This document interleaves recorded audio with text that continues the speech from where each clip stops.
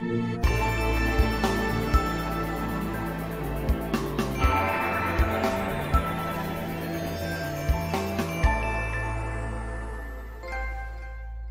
wait, no longer. Greatness has arrived. Welcome to episode 317 of The Trophy Room, a PlayStation podcast made by the players for the players. I'm your host, Joseph, aka Mr. Badbit, and it is here where me and my best friend Kyle talk about the latest, the greatest in all things PlayStation. Of course, this week, we're talking about how everyone and their mother is leaving E3, monopolies being bad since Hasbro told us in 1935, clouds being the true next-gen factor, Last of Us on PC being a hot mess, and so much more. But with all that said, with all that out of the way, the greatest co-host whoever will be making his grand return, Mr. Kyle Stevenson. How are you, sir?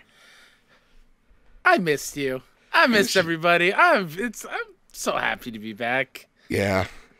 This feels nice. It feels like I'm back into a routine that I've didn't have for 2 weeks. It was weird. I was only planning on going to be gone for last week because of PAX. Yeah. But good old stomach bug came back into the Stevenson household, and wasn't a good time. Well, first off, I'm so happy to have you back. Shout out to Miles. Shout out to Logan that got you back. But I'm going to be real with you. It felt really weird. Like, week one, I'm like, okay, Logan's here. It's going to be great, right? Someone fell through. Miles was able to swoop in. Thank you so much, Miles, for being the lifesaver that you are.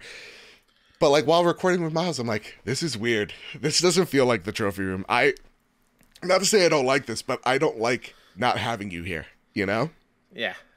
So the feeling was very mutual.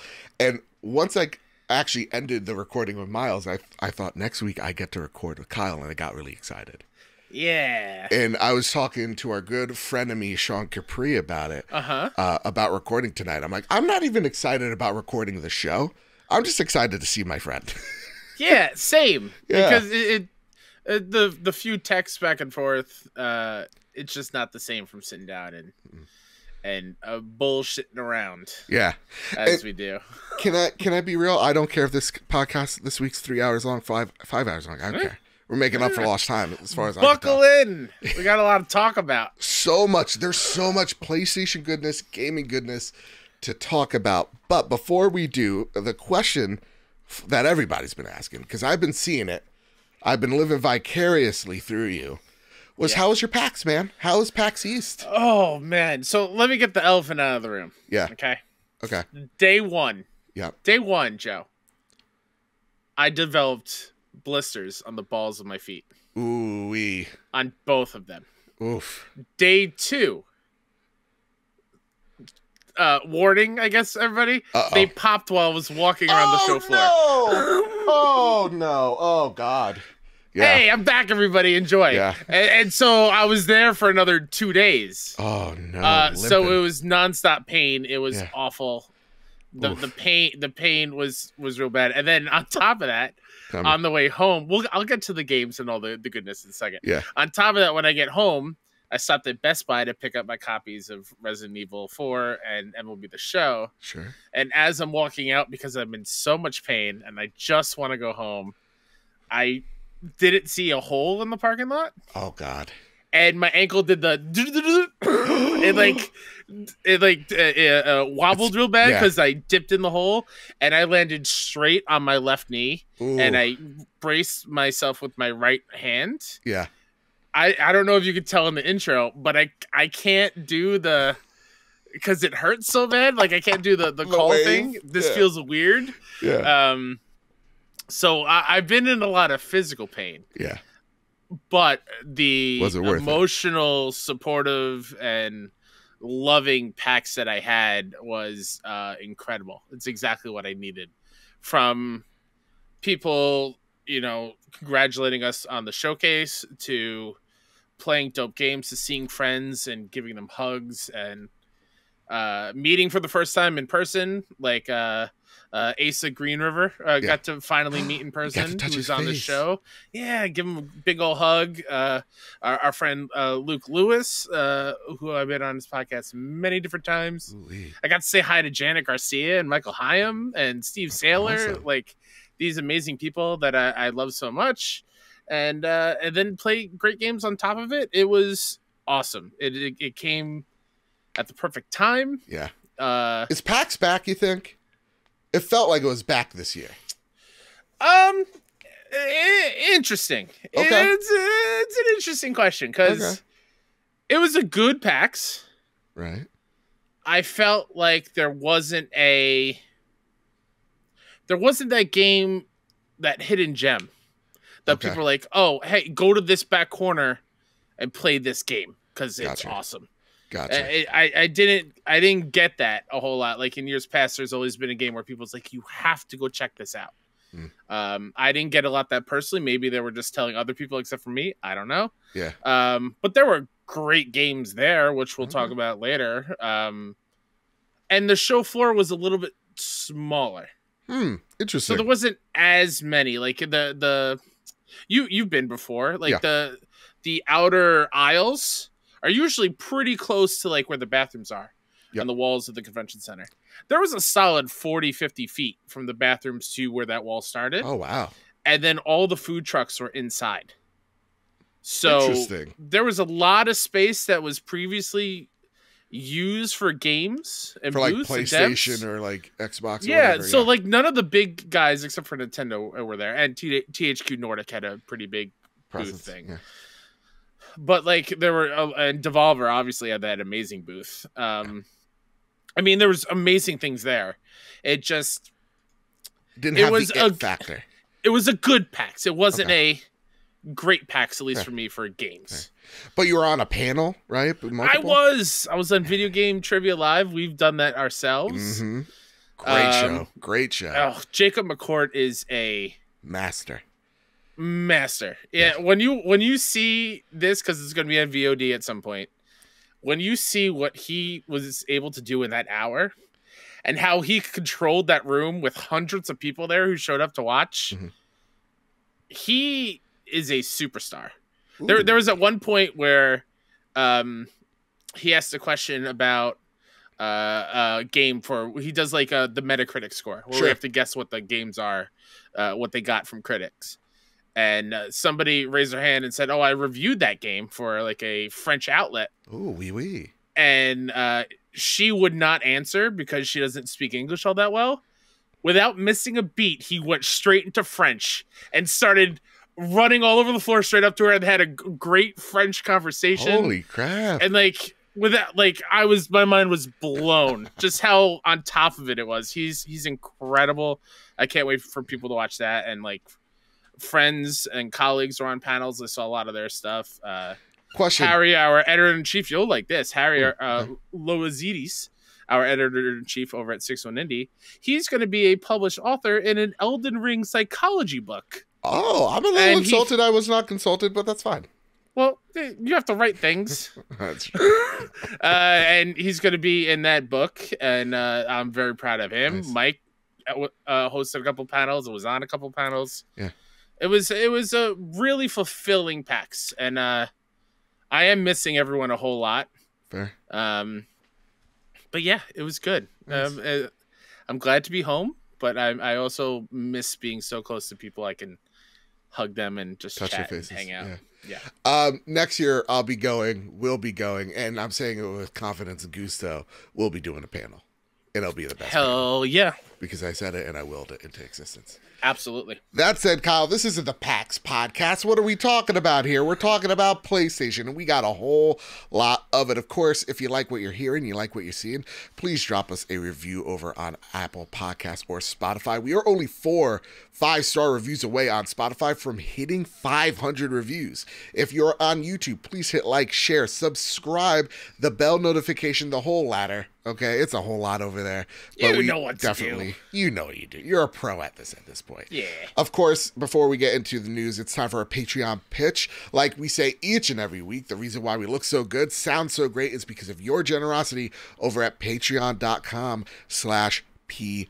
As Trophy Room, I want to thank our newest members, Somnia at the Gold tier, our premium producers, Todd Burowitz and Toxic, our platinum producer, Brad Presnell, Brent Gillian, Jedi Master Ren, Cowboy Danger D, Jonas Young, Jose Jimenez, the Green Gorilla Gamer, Chaotic Monkey, Millennial Falcon Gaming, Rayuko Kill 90, Sith Lord 92, Stephen Flesh, and Strubles and Bits. I want to thank our gold members, Awesome Dave, Cypher Primus, Bretos Maximus, Boldrin, Darth Simon the Pie Man, Daniel Wells, DJ, Hercules 89, Elo 2032, Jesse Garcia, JB the Purple Monkey, Hide Indoors, Nakajaka, Katie, Kevin Mitchell, Kevin Diaz, Kevin Ainsworth, K Grim, Lamb Chop 93, Marcus O'Neill, Androsasaur, Astronaut Jr., not to be mistaken with Astronaut Senior, Rick Arrington, Joanne Roxia, the Aztec King, Robbie Bobby Miller, Brenton Zachary, Brenty Blob, Bubble Boy N7, Captain Logan, Final Fan XZ, Hambone, JD Dillinger, M9 Prime, Stone Cold, ET, Tino, 6 Speed,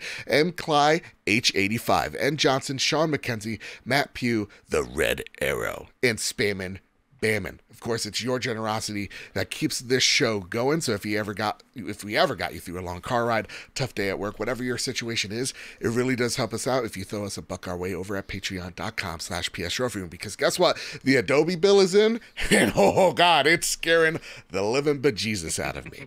So it really does help because we edit the show in Premiere, and Premiere saves me a whole lot of time. But that's not an ad for Adobe because let me tell you, they also give me a whole lot of trouble.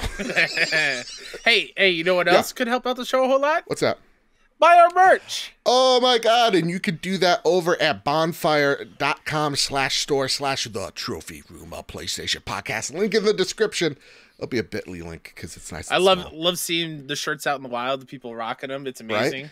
Right? Yeah. Going to the gym, working out in them. Oh my God. It makes me feel good. So good. Yep. It's awesome to see. Oh my goodness. And we'll listen, if you get merch, we're going to retweet that. We're going to like it. We're going to share it. You know, I share your Trophy Room pride with us, folks. Yes. You know? All right, Kyle, it's time to square up the news. Let me shake off the rust. Right. You got this. No stress. First bit of news to square up. It comes from Kat Bailey over at IGN. And Kat writes, rumors swirl around E3's future as Sega, even more publishers, back out. IGN has learned that Sega and Tencent will be skipping E3 2023 amid rumors that the promised triumphant return of gaming's biggest event may not happen after all. IGN reporters have spoken with numerous individuals in publishing and PR who typically have knowledge of event strategies, all of whom expressed concern about the status of this summer's event. Many told us they hadn't heard of anyone else who was planning to attend for sure, and some said they felt there had been a significant lack of communication from the ESA and organizer ReedPop as to what exactly they should expect from the show. Several described the situation as one where everyone was waiting for someone else to be the first to jump, but no one was willing to take the leap, and time was running out. As one knowledgeable source put it ahead of the Monday news of Ubisoft's departure from the show, quote, "There's no possible way this show can happen," end quote. Neither ESA nor ReedPop responded to IGN's request for comment in time for publication. And in breaking news, yes, we're taking over E3. That's right. Not really. We won't be there. But Can you imagine? It's just us in the middle of the E3 show floor. Hey, you want to talk PlayStation? Come on over. Come on over. We just have a popsicle stand type of thing, makeshift. No, Matt Kennedy writes in, hey guys, Sony, Microsoft, Nintendo will not be at E3 and pretty much knew this. We all pretty much knew this. But now Ubisoft, Tencent, and Sega. Is this really the end of E3? Or do we think that a huge overhaul and rebrand will or can save it? Will another AA or A indie developers and publishers be able to keep the flame going? And will E3 even be affordable for them to keep it relevant? So many great questions here. Matthew Kennedy from the Star. Kyle, first off, is it possible to say Sega without doing it like the Genesis? No.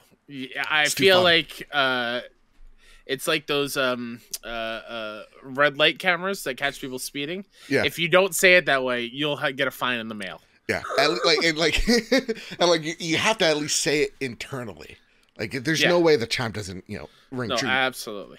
nonetheless, I mean, Kyle, we've been talking about the death of E3 for like 3 years now. Yeah. We've been talking about it losing relevance since PlayStation backed out of it in 2019, and we're all like, boo, PlayStation. But, it seems like that was the canary in the coal mine, was it not? I don't know. I think this is the end. To put it plainly, I think this is the end of E3 as we know it. There was only one company that could save it, Reed Pop. That wasn't Jeff Keighley, and this is it. I don't know. What are your thoughts on this, man? E3's dead.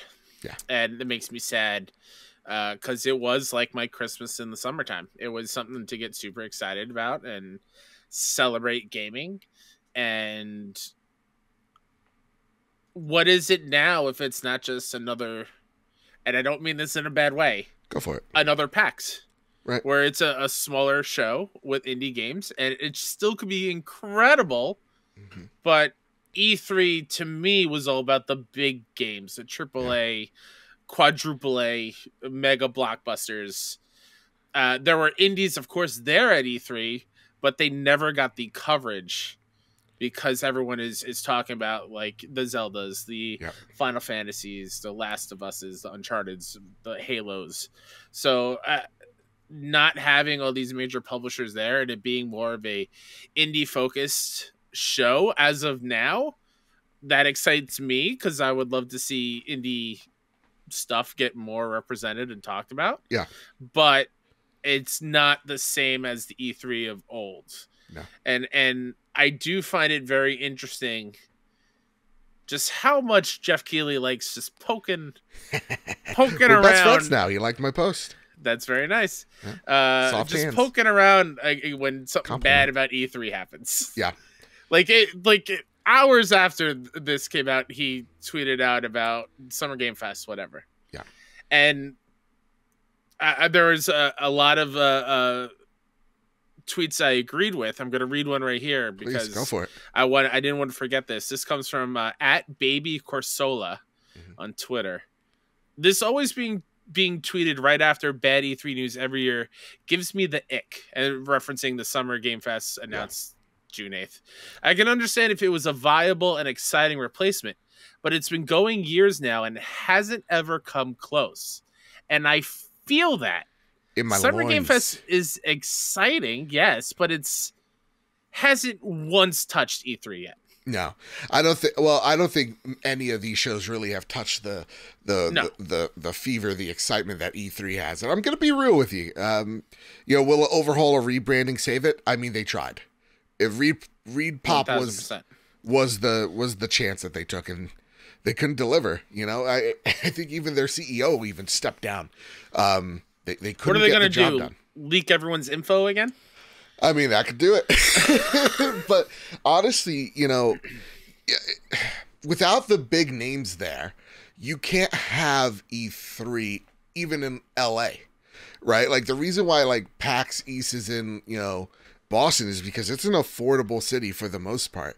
The LA just convention center is so expensive to maintain that you can't just have indies there and it be self-sustaining. There's an awesome tweet that I wish I saved from an indie developer going, like, Summer Game Fest can never replace E3 because the shoot your shot, the elevator pitches, the meetings behind closed doors, those can't be replaced. And until there is a actual replacement of that, then these things are, it's never going to replace it. And the games that could have been will never be. And I think that's the thing that really depresses me, because I've seen some people go, I think this is a good decision. I'm like, on paper, sure. Because you get all these publishers saying, for, the cost of pennies to the dollar that we usually spend millions on for these conventions just to rent spaces, we could throw a fraction of that into a cheap production team, not to speak any ill to anybody making like an Ubisoft Forward or anything but but in the grand scheme of things, you can hire a production team that's going to be cheaper. They're going to do the thing that you want them to do in a controlled environment, meaning you're not going to showcase a game and then, like, for example, Assassin's Creed, stalls on the show floor, and that's an embarrassing moment, or like Nathan Drake is caught on a piece of graphic and can't move. You don't have those moments. So you get these safe presentations that I think, because they are so staged and safe, they feel sterile.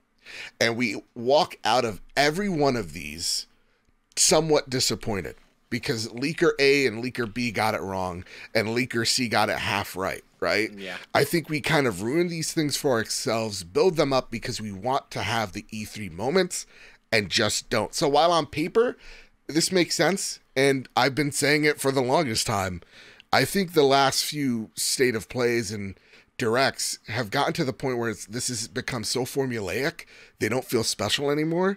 And I will give a shout out to Xbox, because I think their Bethesda Direct back in January, or that was a good one. Developer was awesome, because that's what we want to see.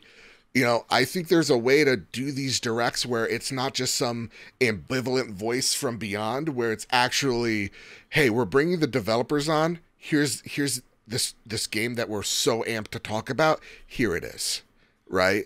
I think if we can add in the personal moments and the personal touches, and not just get Jim Ryan out there speaking nonsense, but get the developers out there speaking the hype that is their game, their passion, then you can have those moments. But for me, I don't know, man.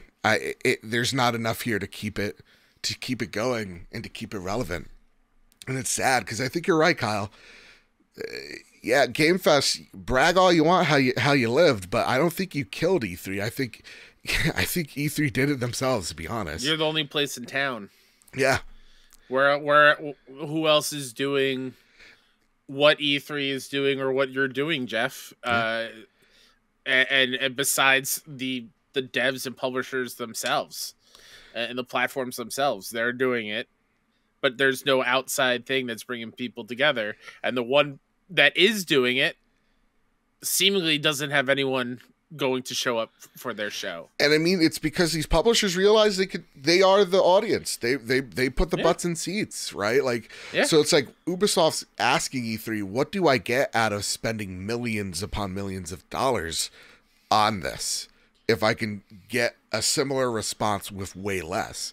Like, you can't argue that, just to add something, go for it, please. I won't say the dev, just for their privacy, but at PAX, I overheard them talking about, and friends who told me this and confirmed it, that just to get internet access at the booth at PAX in Boston was $5,000. Yep. That is just for internet. That's not for the space or anything.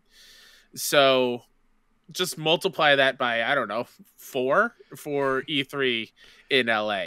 Yeah. Like, that's a lot of money that could be put into a visual only presentation, and save that for marketing or making exclusive deals. Like, there's better ways to use the money. Exactly.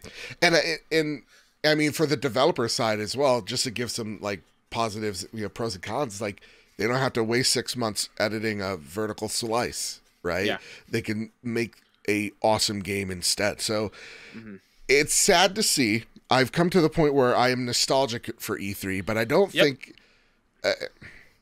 as sad as I am to see it go, it makes sense. I just hope that Summer Game Fest stops becoming a calendar and starts becoming a thing where it rodeos everybody, corrals them, to say, hey, this is a 1 week span. Go ahead. Because I think that's the real problem with it. If they could solve that, then Jeff, you get to earn the bragging rights. But do all the directs and showcases within a few days of each other, and then do the in-depth previews and deep dives into games that E3 coverage was the rest of the week. I think that is, for me and for you, probably the ideal scenario of that time in the summer. Yeah. So we're also PC3, because probably by the time this episode's out, it will be confirmed that they are no longer with us. Konami the last one standing?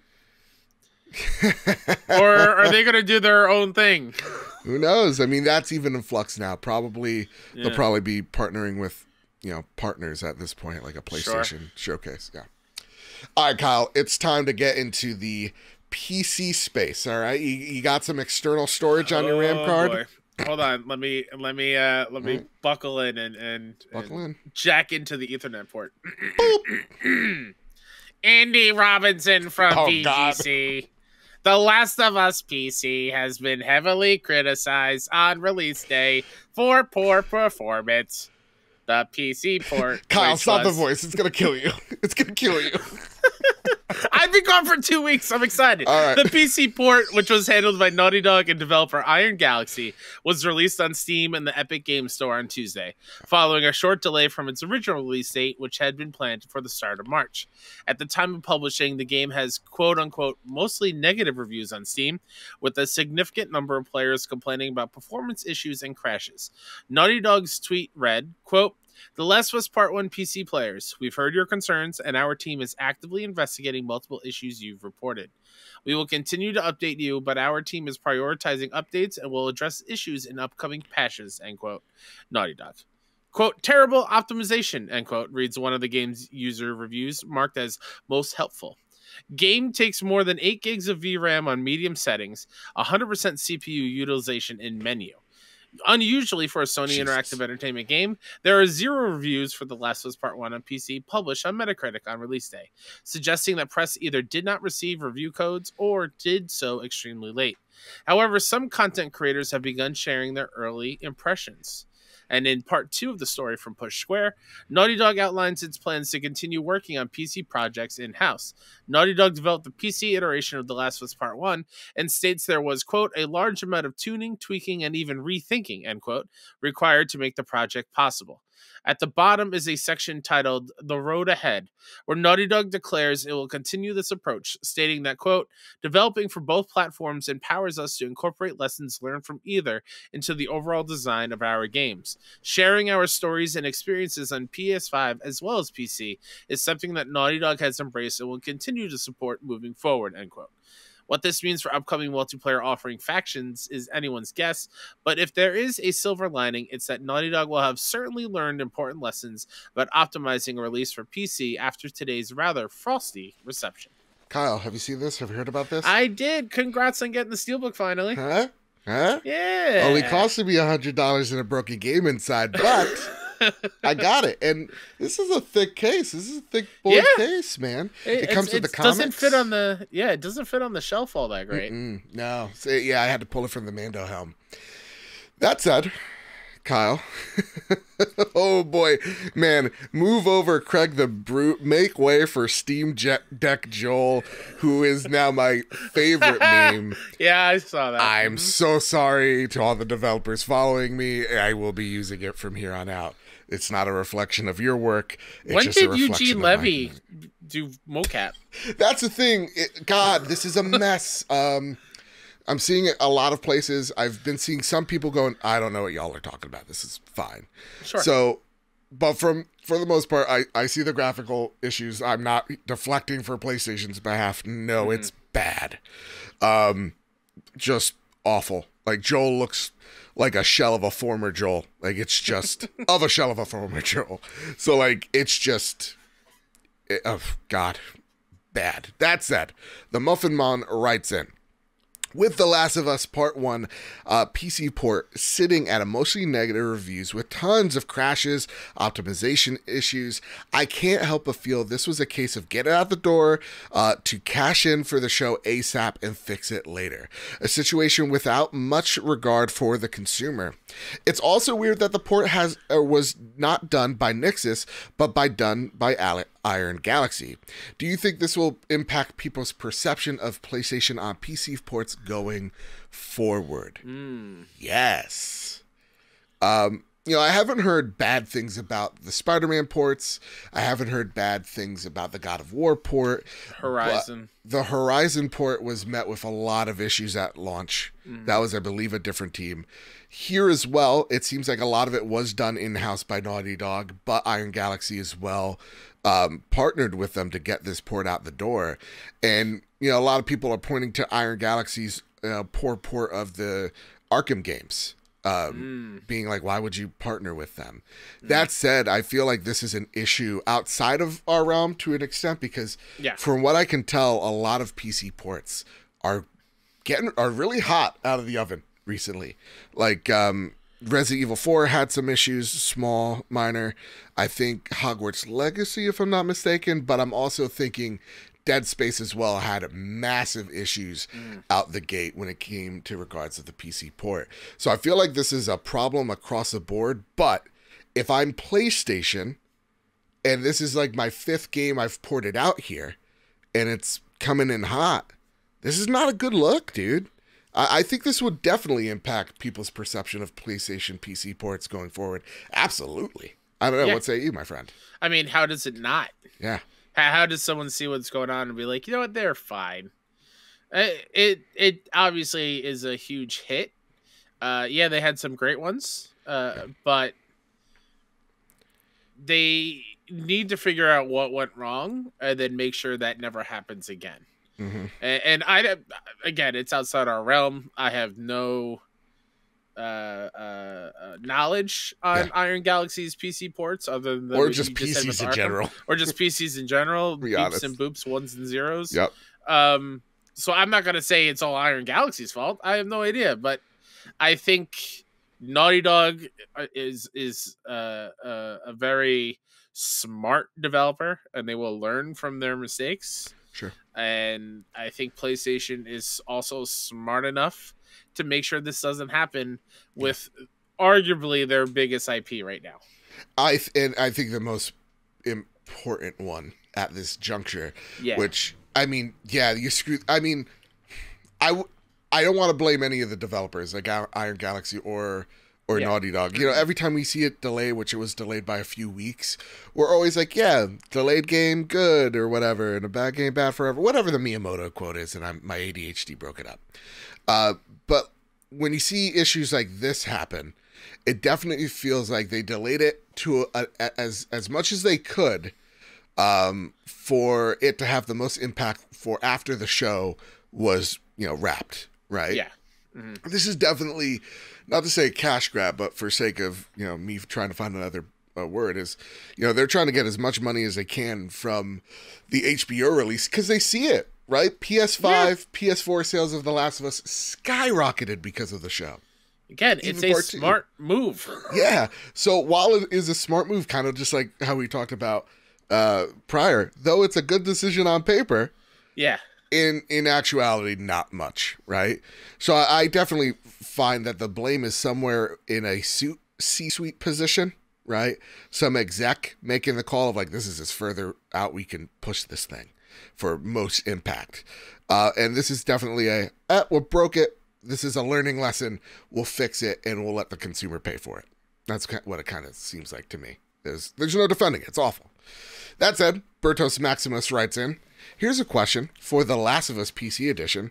With The Last of Us being an absolutely huge at the moment, do you think the devs have made a bigger balls up? I think that's a British thing. But if you got me to say something perverted, guess what? You didn't have to tease me. You could have just said it. I would have said it. Anyway, then CD Projekt Red did with Cyberpunk. If so, will they recover from this? Have a good one, guys. And welcome back, Kyle. Ooh. Hey. Thanks, Bernos. No, of course they're going to recover from this. I don't think this is the biggest mess up since CD Projekt Red, because that thing was broken on a lot of platforms. Yeah. This one was broken on one platform. Yeah. Again, very bad, but it's akin to like what we saw in Cyberpunk with one of the dolls standing outside the club where they were like there was no textures on them whatsoever. Seems like there's a lot of textures and shader issues and crashes similar to that what we saw from CD. But though I don't think it's a bigger mess up, it's still embarrassing. But I think whatever Naughty Dog needed to prove that they need more time on The Last of Us multiplayer game, they just proved it here. Because that's the only way you fix it. You fix it by, fixing the product as fast as you can with, consideration to your team. But at the same exact time, you fix it by saying, hey, we obviously need more time handling these PC things since we're so new at it. We want to make sure that The Last of Us multiplayer game is playable day one on PC and PlayStation, just like Herman Hulse has said last year. So we need more time on this thing. Because that's how you prove people wrong. That's how you win back folks. So yeah, or win over an entire ecosystem that you're trying to make a not foothill, a stronghold in. Yeah, they're trying to get more people into their IP and their own ecosystem of like, hey, this game's cool on PC. You know what? Maybe I'll pick up a PS5. Yeah, and I don't think anyone is going to be saying that after this Last of Us PC port. Absolutely not. That's a DJ Hercules writes in, with The Last of Us on PC and now, and PC always having fun/interesting mods for games. What kind of mods would you put into the game to make it either more interesting or hilarious? Got one. What? Instead of Joel and Ellie. Okay. It's Lee and Clementine from The Walking Dead. Oh, shoot. And, I'd play it all over again. Yeah. In a heartbeat. I mean, with all the graphical errors, it kind of looks like the season of The Walking Dead. Fair. Fair. He's out of line, but he's got a point. Yeah. Or Rick and Morty. Oh no. Can't use that original voice cast. Nope. Let's see. What would I put it? I would put on Leon and Ashley because I'm in the Resident Evil mood. But man, just something that makes no Kratos sense. And Atreus. Yeah, Kratos and Atreus. Yeah. Boy. What is that mushroom thing? Kill it with fire, boy. Yeah, that's what I would do. Take one look at David and be like, what are you going to do? Boy, really? Shoot him in the eye. No, knee. Make him feel pain, boy. Yeah. Yeah, that's what I would do. Yeah. Fun little cute little mods. Or like what would be a fun enemy other than clickers? It's the cast of Bluey, because it's a fun little cartoon show. No, Bluey's amazing. Don't do that to me. Nope. Yeah, we're killing all of them. Oh, all those Paw Patrol, all of them. They gotta go. Oh no. That's right. What if it's just the cast of All That? Oh no. Instead of clickers. Yeah. Yeah, that's what I would do. That's what I do. Yeah. We kill the cast of Bluey. Oh, that's. Also, I don't know why he's not the cast of All That. I love All That. What was that about? Oh, do you mean No. I think you were saying like Nickelodeon Disney things, and the first Nickelodeon thing that popped in my head was All That. Fair enough. I should have picked something without real people. What's the Hillary Duff show? What was the Hillary Duff show? Remember Hillary Duff had a show?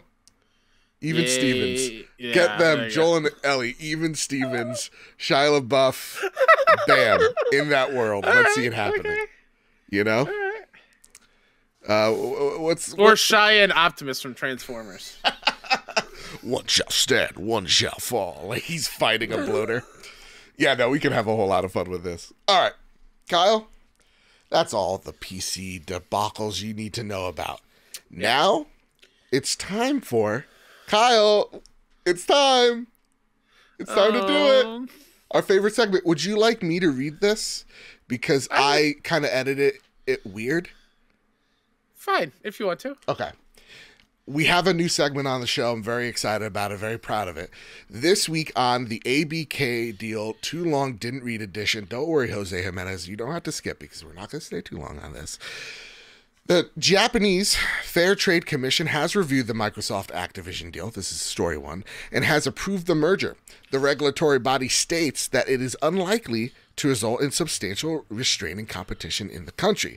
The number of countries that have approved the deal so far includes Japan, Serbia, Chile, Brazil, and Saudi Arabia. They're all so popular. You know, they have great ideas about freedom over there. Anyway, part two of the stories this week is Sony around and finally found out. Microsoft complained about PlayStation's alleged monopoly to politicians in what appears to be a retaliation for Sony trying to block the ABK deal. Microsoft has reportedly been complaining about the alleged PlayStation monopoly in the video game marketplace. particularly in Japan, to U.S. lawmakers. Members of Congress asked Japan to take legal action against the PlayStation monopoly. Previously reported that the Congresswoman Maria Cantwell from Microsoft's home base in Washington urged the United States Trade Representative Catherine Tai to take up the issue of Sony having 98% monopoly of high-end video games in Japan. According to Axios, over 11 members of Congress, both Democrat and Republican, but mainly from Microsoft's home state of Washington, have now penned a letter accusing Sony of discriminatory trade practices that have asked the Japanese government to intervene. They complain that Sony is keeping the popular video games, like Final Fantasy, off the Xbox consoles. Microsoft has welcomed the investigation, of course, but stopped short in confirming that it was them lobbying for it to happen. However, Axios understands that the company has been pushing lawmakers about this decision. Kyle, 11 congressmen out of 535 congressmen in the House of Representatives is not going to do dang diddly squat against whatever issues or qualms they may have. They are too busy asking their Wi-Fi issue questions to the CEO of TikTok than to actually affect any change here. Oh my God. I just want to say, because I know you don't care about any of this. I will say, though, this is a very, very shoddy argument on Xbox's. Oh, sure. But, I mean, you can see why they're doing it, though, right? Oh, I absolutely can see what they're doing. Like they're acting like my third grade bully who snitched on the teacher for the smallest little thing that I did. Like it's like they seem to forget that before 7 Remake, Final Fantasy was on Xbox all the time. Yeah. How about Xbox? I don't know. You make games marketed for a Japanese audience. I don't know. Maybe that would help. Well, so real talk, I mean, there's some argument going, well, yeah, but PlayStation paid for X, Y, and Z. But there's argument to be had, like with Final Fantasy 16 right now. They go, listen, we made this deal for PlayStation because they have some really talented engineers and they know how to play with this next-gen tech, and that's going to help us push this game out the door. So we're going to take that deal because they're going to help us practically co-develop this game for us. So we're going to take it, right? I think there's ins and outs when we see these deals that we don't necessarily recognize, but I've seen a lot of people that cover the Japanese market actually kind of echo what you've been saying. It's just like, well, Microsoft, you've never really tried here. You say that you try here, but you don't really try here. And when they did try, it was like one-off games. And like, oh my God, what was that 360 RPG? Lost Odyssey. The Xbox fans, look at everybody. The Xbox fans are typing in the comments. They're like, "Oh no, it's Lost Odyssey." I know. I saw that case at a GameStop. Yeah, and then like that was it. That was like the only RPG that they had for a very long time. They're still heartbroken over Scalebound. You know? Yeah. Which honestly looked dope. But the even bigger argument is like PlayStation doesn't have a monopoly here. Nintendo has a monopoly there. Nintendo's huge in Japan. So like obviously this is just to waste time because PlayStation wasted everyone's time. Yeah. So this is Xbox going, okay, hey, remember how you threw a cog into this machine for 18 goddamn months? Well, you buddy, we could do it too. And just threw a wrench and just see where it aimed. Of course, nothing's going to happen here. But what I want so badly, Kyle, is to be in the room where it happens. Not where the steals and the deals get made. No. No. I want to be in that Oval Office when they told Joe Biden about this. If it even reached his office, right? And I just wanted to see, Joey's face. We have nicknames. I call him Joey because I'm the better Joe, obviously. I call him the Scranton Man because he's from Scranton, Pennsylvania. And then he forgets that I exist and he rubs my shoulders weird. Nonetheless, I want to be in the room where he asks, "What is Final Fantasy?" So bad. Well, what's a Final Fantasy? He's just bewildered. He's got his aviators on, but he is just confused at the concept of Final. And like someone telling him this Not even just that, just in video games in general. Like this series is not exclusive to PlayStation. Sure. It's not yet, but like, so you're telling me this boy has a copy of himself and fights people with a key as a sword, and they're called Nobodies and Heartless, and Goofy and Donald are there? What's happening? What type of malarkey is this? That's my message on Biden. It's just a confused old woman, it seems like. Yeah, like, no, you know what it is? It reminds me of that one like the one video of like the young kid going to the old man, "Daddy, chill," and he's the old man's response is, "What the hell is he doing that?" Like when he's like, "Yeah, so he has a giant gun, but it's also a sword." What? I would like to think the inverse. They ride giant birds. I would like to think the inverse of that, where he is the biggest Final Fantasy fan in the world, yes, and knows exactly how to get the ultimate materia, or like the ultimate weapons for everyone's party member. Be like, yeah, I beat the original FF7 in 22 hours. Tifa's my favorite character. He just pulls out his memory card from his like coat pocket. It's like, it's right here. I carry it with me at all times. Tifa's great. Tifa's the best. And it's not because of her big bazoongas, but because her big personality. We love her. I gotta work on my Biden. It's not good, guys. I apologize. No, it's not. All right. Let's go to the next segment. Nobody liked that last segment. Nobody's gonna like this new segment. Introducing. Nobody liked that. Kyle, take it away from me. Gets there. Liam Croft, no relationship to Lara Croft, from Push Square writes, Multiverse's fans annoyed that they paid for a PS5, PS4 game that's going offline for months. Developer Player First Games has announced Multiverses will be going offline until 2024, and some players are less than thrilled with the news. Players will lose access to Multiverse's online component, which has been in open beta for the past 8 months. The end of the open beta period is scheduled for 25th of June, 2023, and game director Tony Hunya, I'm sorry, Tony, I butchered that, states, thanks to NME, I don't know what that means, that, okay, quote, as part of this process, we'll be pausing updates and taking the game offline as we prepare for the launch of Multiverses, which we are targeted for early 2024, end quote. The good news is you will still have some limited offline access in the training room, as well as local matches, but the bad is that all online modes and features will be entirely unavailable for 6 months at least. Some fans, especially the dedicated ones, willing to spend money in-game or on expensive Founders Packs, were less than pleased. Game preservation, am I right, boy? Listen, you're not going to make a point with your your physical media nonsense, okay? You're not with me. But I see here, you may have a slight point. People paid money for this. Yeah, a lot of money, depending on the person. Hey, but Joe, don't worry about it. You can still go in the training room. Ooh, wee. Wow. That sounds great. Sounds like a good time. It sounds like why I paid for a fighting game. This sucks. This is not good news. Nope. And listen, I know the game, though did very well at launch, hasn't been retaining players well. Poorly, from what I hear. I could be totally full of shit, but this is not good.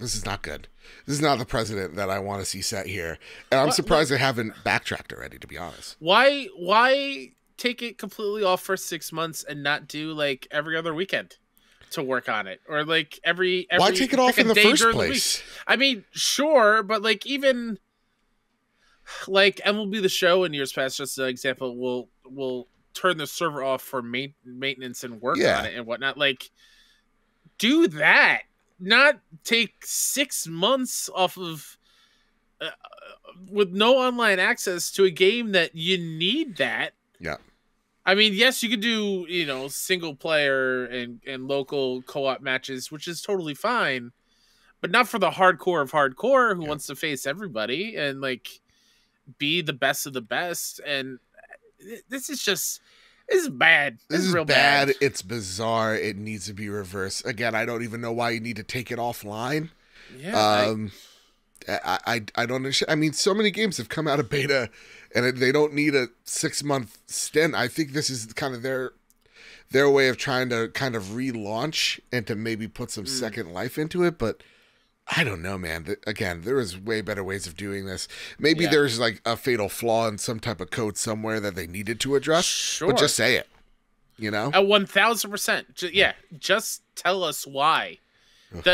Just as part of the process, we'll be pausing updates and taking the game offline as we prepare for the launch.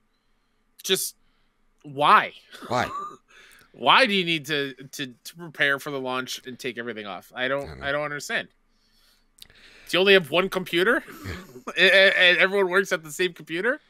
And it's using too much of the CPU power with the servers. Yeah, I'm just so confused. I might as well be Joe Biden being told the plot points of Final Fantasy 13. You know, you're telling me there's a girl with pink hair called Lightning. What's her deal? All right. Anyway, really quickly though, I don't know if you talked about it last week. Probably not, because this is a PlayStation show. Tell me. Shout out to Gerard, the completionist, who bought everything on the Wii U and 3DS. Yeah. And then gave those SD cards to the video game museum. That's awesome. Or so I think it's the video game museum. Yeah. So they are preserved and they are there forever. That is so cool. And again, we're entering this age of digital media, and how we preserve it is important. And I do believe that there needs to be a better way, I think anybody would believe, that to offload these games. I mean, your PlayStation, your Microsoft, you go for it, Kyle. That's all and also, it shouldn't be in a consumer's job to preserve it. Yeah, it shouldn't be on why us. Why is it Nintendo doing that? And why is Nintendo going after people who are emulating it that you're not even trying to emulate yourself to make money off of? Exactly. I would understand if this was Resident Evil 4, right? That game's it just came out, whatever. But Absolutely. like it's weird games that like were lost in time. You know, so like. It sucks that it's like only 12 games that are the most popular games ever get the treatment of being like sunsetted, right? And the rest kind of just lay in this weird limbo. It's really weird, and we do need people standing up for the consumer here, because this is content that people paid for that they don't have access to, just stripped from them, you know, for X amount of months' time. And what happens when it comes back? You know, it's not here for perpetuity or whatever, you know? Like, I've heard stories, I'm sure you have too, of like developers or publishers trying to go back and bring a game back, and they've lost the source code. Or part of it is deleted and it's gone forever. Like, that is heartbreaking to me. Yeah. That all that time and dedication into making that thing, and then it just gets thrown away all carelessly. Yeah. Like, that thing is, whether it's a good thing or not, it's this is going to be, let me put my pretentious hat on. Please. It's art. Yeah. Video games are art. And the fact that you were just wiping it away like it's nothing, and like removing access to it, is something that I I can't say the word. Vehemently. Yeah, that word. I hate it. I hate it so much. It's awful. Yeah, don't like. Everybody disliked that. All right, Kyle, but you know what everybody's going to love? Oh, I haven't done this in 2 weeks. All right, here we go. Have you been working out for this moment? Yeah, I fell, remember? I'm going to go real slow. Oh, boy. Okay, so maybe take your time. Maybe I'm gonna put a little hitch into it, like a little hobble. Yeah, maybe it's a yog. I think they call it yogging. Yeah. Okay. All right, it's time for Flash News. Gotta go fast, except for Kyle. He's gotta take his time. Oh, God, he looks like he's real hurt. Oh, God, he's in agony. Oh, my God, it's blood everywhere. Okay. More Final Fantasy 16 news from PAX's drop. This comes from IGN. Just some brief things. I don't want to get into any type of spoilers or anything. But yes, you can pet the doggo, companion / friendo. Wink, wink. Wink, wink. Yep. And you can just attack him. I think that's how he showed it off. He accidentally did. He whacked it with a sword. How dare you, Yoshi P, you sick son of a bitch. The new open world trailer is very pretty. This game's beautiful. It is very pretty. Uh-oh. However, you saw him squeezing through that crevice, huh? No. That's not what I'm going to say.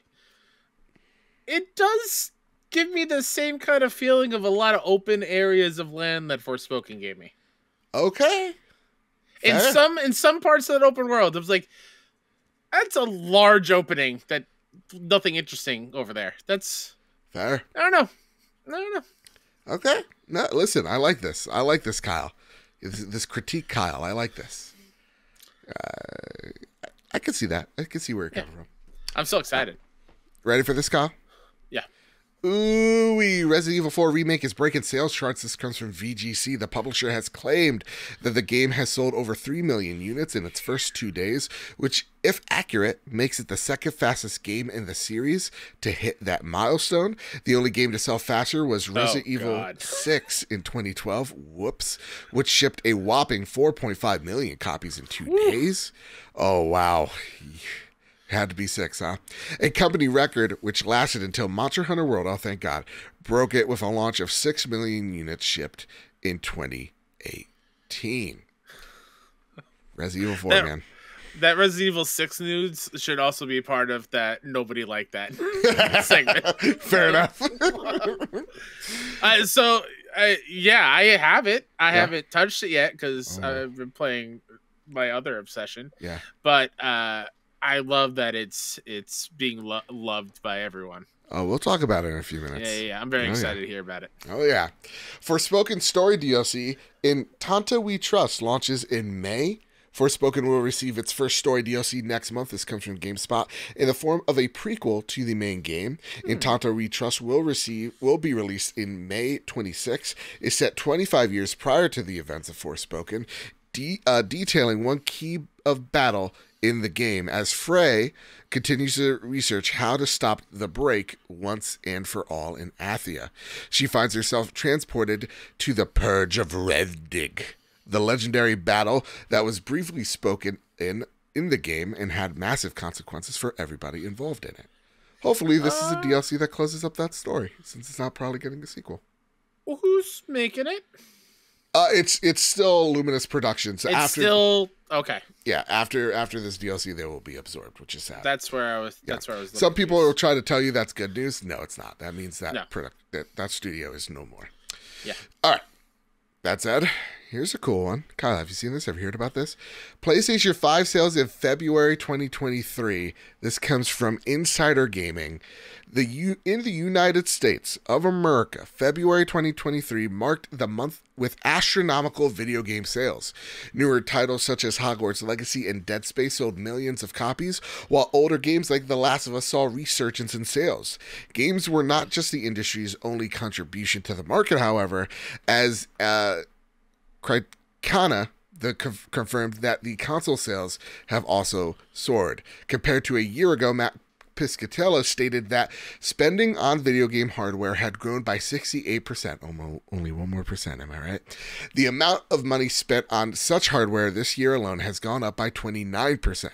The money has shot up from $678 million to $888 million year out.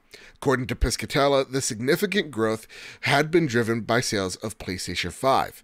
It was the best-selling platform in both terms of dollar sales and units in February and year-to-date compared to this time in 2022. The PlayStation 5 did not only beat those hardware records, it made history for itself by selling more than any previous PlayStation console had. It seems that the PlayStation 5 is marking its name as the console with the biggest quarter in gaming history. This would not only be in comparison to PlayStation 5's predecessors, but in all gaming consoles. I'm sorry, but I thought Sony was it was doing bad. I thought they were in the low. I thought they're about to go bankrupt. This is the worst time. Many people said, "Why are we doing this show anymore? There's nothing to talk about." Dead. How can PlayStation compete? Dead console right here. I don't know. Selling faster than the PS2, PS4 combined. Wild. We don't talk about wild. Yeah, we don't talk about sales often here unless it actually it matters or is actually newsworthy. Like, we don't give a shit who sells more, Xbox or PlayStation, in the grand scheme of things. But this is history breaking. And it goes to show that, I don't know about you, Kyle. Mm-hmm. Say what you will about Jim Ryan, as we have our differences on the man, or our or differing opinions on him. But I saw a lot of people going, I think it's time for Jim Ryan to retire or to step down after this whole ABK thing. I think he's bad for the image of PlayStation. Well, numbers show that that's not right. That's actually kind of false. Actually, he's. It seems like PlayStation's in the best position it's been in recent years because of this guy. And listen, again, I don't like a lot of his comments on many things and the many gaffes that he's made when it comes about comparing his animals to his workforce or believing in generations and all that. But looks like he's getting the results because PlayStation 5 is doing really well right now. So, and it's also wild to see it selling so well when the future of what we're playing on PlayStation 5 is still very much up in the air. Yeah, true. It's pretty remarkable. Yeah, it's kind of like defying the odds because Twitter and social media are just bashing PlayStation whenever they can, and rightfully so, because a lot of the headlines have not been favorable to PlayStation. Yeah. Mm-hmm. Again, because Jim Ryan wants to cry in Brussels. Nonetheless, man's gotten results, which I would argue is maybe we stop relying on what Twitter says as truth and actuality to things when it's actually much bigger than what social media would try to kind of lead you to believe. That's all. That's all I'm saying. It's like everybody stop the console warring. Everybody's doing great. Because I'm actually curious how Microsoft's doing. I bet they're doing great too. Oh, yeah. Absolutely. Nintendo? Dude, Tears of the Kingdom? Looks dope. Redfall in, 2 months? Oh my god. Hyped. Yeah. Looks good. Gaming's great. Ooh-wee. All right. Clouds are one reason why Horizon Forbidden West Burning Shore is PS5 only. Would you like to read this one for me, Kyle? Absolutely. From Liam Croft, again, over at Push Square. Guerrilla Games is seeking to justify why Horizon Forbidden West DLC Burning Shores has completely dropped support for PS4, instead only putting out a version on PS5. One of those justifications? Clouds. The developer has taken to the PlayStation blog to detail how its upgraded cloud system actually introduces new content to the expansion and has evolved in the time since Forbidden West's launch. Senior community manager Naray Lee reveals you'll be able to find tunnels, caves, and other surprises up in the clouds as you explore them on a mount. Quote, the best part is that depending on when you try any of these features, the experience will be different, she said. As the day progresses, the quality and direction of light change, hiding and revealing some of these features and changing the feel of each journey, end quote. You should probably expect to be gathering collectibles and completing side quests up in the clouds of the Burning Shores DLC as a result. Ooh-wee. Still not a trailer. What was it? Poor Gorilla, Joe. Why? Yeah. The Legend of Zelda trailer just had things in the sky. That was a big part of the gameplay thing. And here they are talking about, hey, you're going to be spending a lot of times up in the clouds. Yeah. There's things to do up there. Horizon, something's up with, like, cursed. You have the worst karma in the world. Yeah. I don't understand. You make great things, Gorilla. I'm sorry. Timing is not one of your strong suits, I guess. Yeah, listen, it's not like they just released a trailer and then Tears of the Kingdom. Yeah, no. Dropped, yeah. It could be worse. That said, they got to show me something to be excited, man. Because, this sounds great, but I need to see it. Give me a 2-minute trailer gameplay of just, this is a synopsis. Anything at this point. Also, what are they... Excuse me if I'm not the most knowledgeable meteorologist in the world. Sure. Clouds are just water vapor. Sure. So what kind of collectibles are going to be up in the clouds? I'm guessing water. Are we chasing other glint hawks or stuff? I would love to see that. Are we having sky battles? That would be cool. They make it sound like there's floating cities or something. Yeah.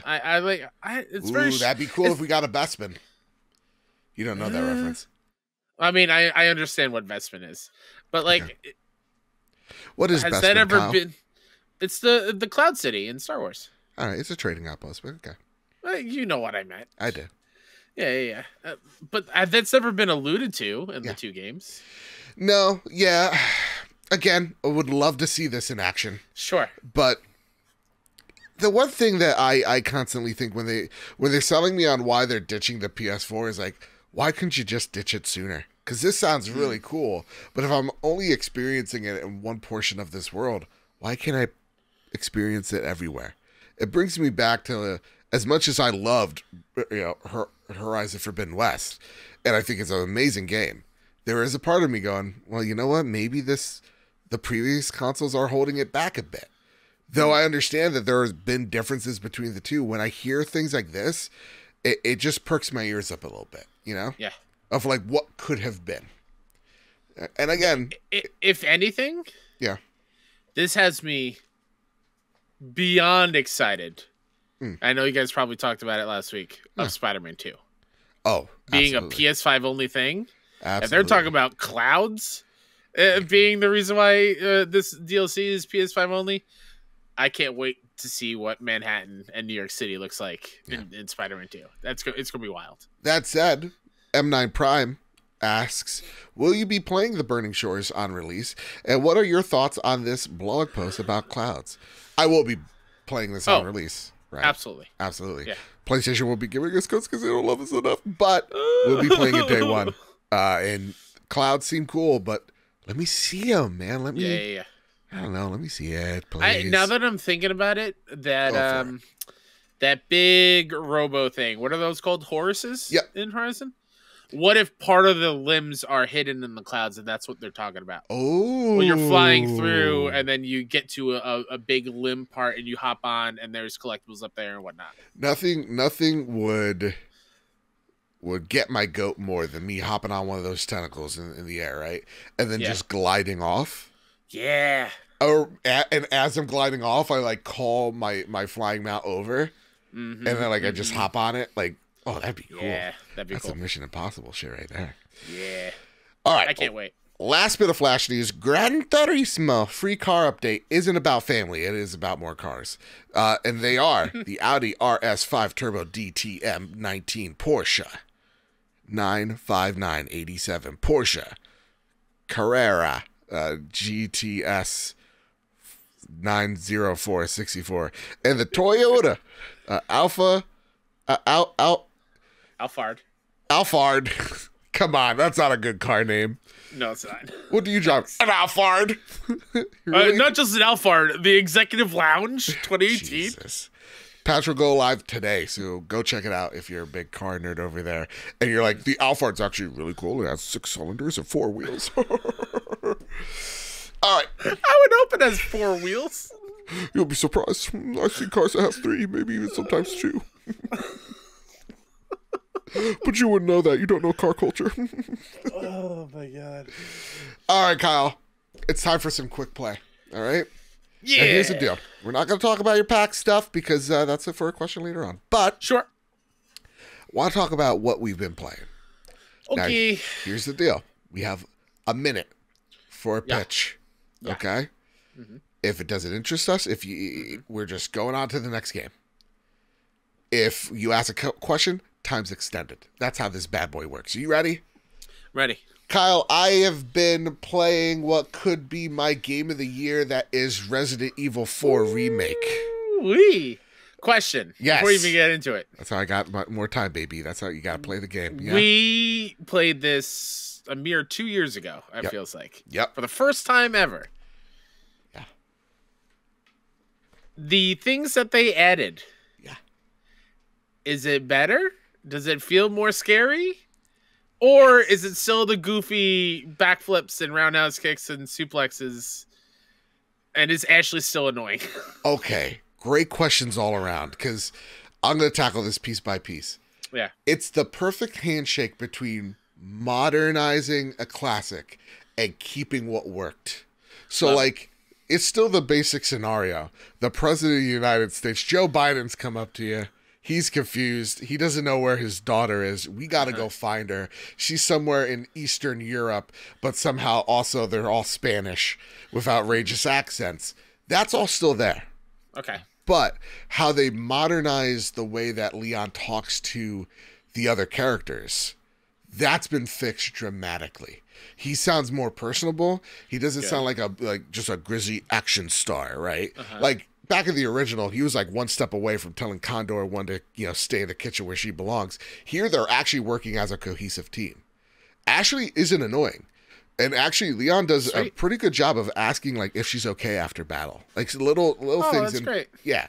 Little things like that, while still keeping the cheese. Go for it. Let me interject real quick. Am I correct in remembering that they took out the, like, Ashley, stay here? Or, like, having to hide? Or do you have to worry about you're not tossing her in a dumpster. Thank God. What they do now is there's a system where it's like, hey, come by me. And she'll follow you close. Okay. Or it'll be like, hey, stay back. And she'll stay back a little bit. She'll play a little fast and loose, right? Okay. So that mechanics change. She's not always annoying, but when she gets captured, she's like, Leon, help. And you got to go, I mean, obviously, I would hope so. Yeah. It'd be weird if she was just like, oh, thank you. Take me away. I'm tired of this, man. But, like, they do a great job with dialogue in this game because, like, he still has his cheesy action lines. Like, with the whole, like the title screen where they're going into the church, he's like, what is it, bingo night? I'm like, what, Leon? You old fucking man. What? Like, he still has those, like, see you next Tuesday.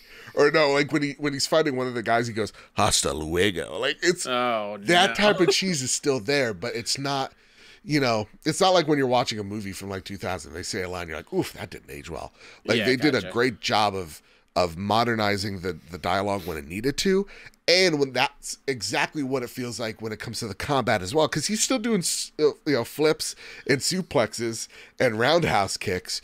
But what is, to me, the best part of the combat is the whole game in general, they're like, what needs to be here? What is Resident Evil 4? And what are the things we could take out? So, like, they took out QTEs. I have not experienced a QTE yet. Instead, you have these second moments of, oh shit, dodge. Or the best thing that I've seen from this game is the parry. Like, you have a knife with you. Mm-hmm. And the parry is actually really good. It's not like the bad dodge mechanic in Resident Evil 3 Remake where it felt like, you had to hit Sekiro-like precision in order to actually get a dodge in. It's a really reasonable amount of time that you have to parry, but the whole flip of the coin is you only have a certain amount of parries until your knife breaks, and then you got to find more knives or go to the merchant and fix it yourself. So the knife becomes a more integral weapon as you go deeper into this game. And they change some of the levels around in terms of, again, we don't need those QTE events, so we're going to take those out of the game and implement them or make the levels a little bit tighter. So no mashing a button to run away from a boulder. None of that. None of that. So, again, as of what I've gotten to, I'm at Salazar right now. So it's still a little outrageous, or a lot outrageous, but in the best B-cheese possible, while offering a combat experience that, while it feels true to its core, that this is Resident Evil 4, the blueprint, it feels modernized. Kyle, yes. From the a lot of the previews said that they've added side quests. Yes. Are those side quests cool, or are they just kind of like to pad your gameplay? There's something that you're going to do along the journey anyway, so you might as well do it. Because they do help. So it's like, find a golden egg. Well, I'm exploring anyway, so I'm going to go find this golden egg. Fair. Or, go collect this collectible from these dead bodies. Like, stuff like that. You're going to find them. You're going to do them. And they help you get bonuses to your weapons or little neat knickknacks along the way. A lot of quality of life changes here for the better. And now I finally realize, because Resident Evil 4 is my favorite Resident Evil. It's 2 Remake. Yeah. Oh, okay. I thought you said 4 was your favorite. I got thrown off for a second. But as I'm playing Resident Evil 4 Remake, it's like they took the same cues from Dead Space Remake, where it's just like, hey, what are the things that need to be changed here? But how can we scare old fans and give something new to to them while still retaining the core of Resident Evil. So there are new enemies here that you're going to run into. There are enemies placed in areas that were never there to begin with.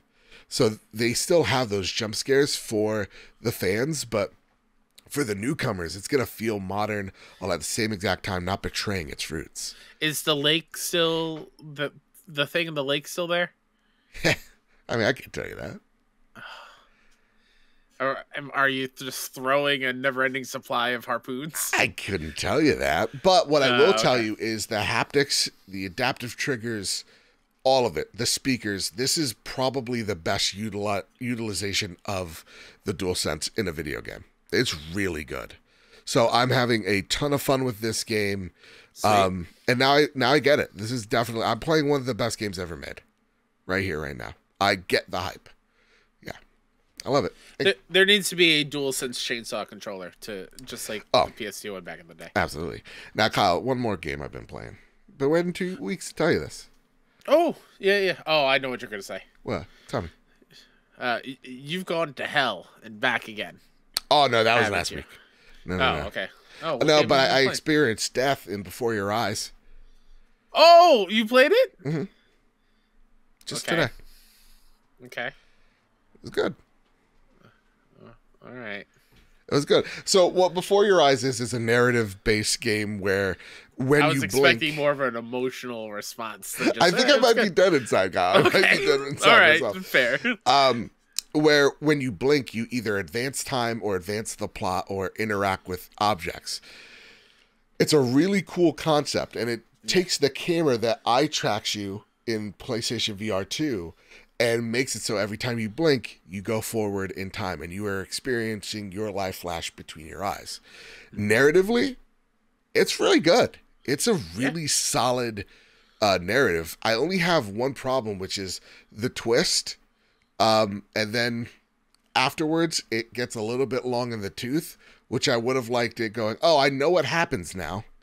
I know where this leads. Take me there sooner, which it kind of meanders a little bit. Now, it is an hour and 45-minute game. I beat it in one sitting, but I would have liked it to maybe be a little tighter at the end, as well as I ran into a few weird bugs where the only way to proceed forward is to pause and unpause. And if you're a trophy hunter, this game is unplatinumable because all of the trophies are glitched. So it's not a fun time there, but it's $15. It's a fun little narrative adventure. I definitely recommend it at $15, but yeah, I didn't get emotional. There's actually one scene that I actually loathe, which I'll spoil this. If you hurt an animal, I'm not a fan. I don't like it, and I felt that moment was 100% unneeded. So there you go. Wow. I hope that was vague enough, but I like the journey. I like where it went. I felt like, okay, it's good, but I saw this coming.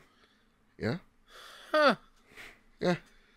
We need to unlock what's holding back your emotions, Joe. A whole lot of trauma that I've kept locked down inside, I think. You need to embrace the cry. I tried. I was like, where's the real sad part? Whoa! Jesus. I'm like, Kyle told me I'm going to get emotional. This is a sad boy game. And I'm just like, okay, this is it. Wow. Okay. All right. I get it. When I die, you're going to be at my funeral. I'm like, yep. I knew him. Yeah, I knew him. Mm-hmm. Good dude. Solid dude. Anyway, what's for lunch? Exactly. You want to get a burrito after this wake? This is really bumming me out. Oh, my God. Kyle. Hey, I'm glad you played it, though. Yeah. I'm happy you played it. Code provided as well. Just want to make that clear. Yeah. Sweet. Yeah. Kyle, I'm guessing you played the show. Hold on. I gotta turn the hat around. Oh, he's turning the hat around. Let's see. Look at how gorgeous this hat is. Look at that. This is available, the Captain's Edition physically. It comes with the hat. Derek Jeter would be proud. Yeah, as a Mets fan, and I hate the Yankees, I like Derek Jeter. That's right. He's a biracial angel. Absolutely. MLB The Show 23 is, I say it every year, it's phenomenal. Oh. This year, truly, though, I feel like they've made the right steps into making it feel like a big jump from previous. And the small little details that Sony San Diego are always super good at, but they've added things and made it to the next level in this year where I cannot stop playing.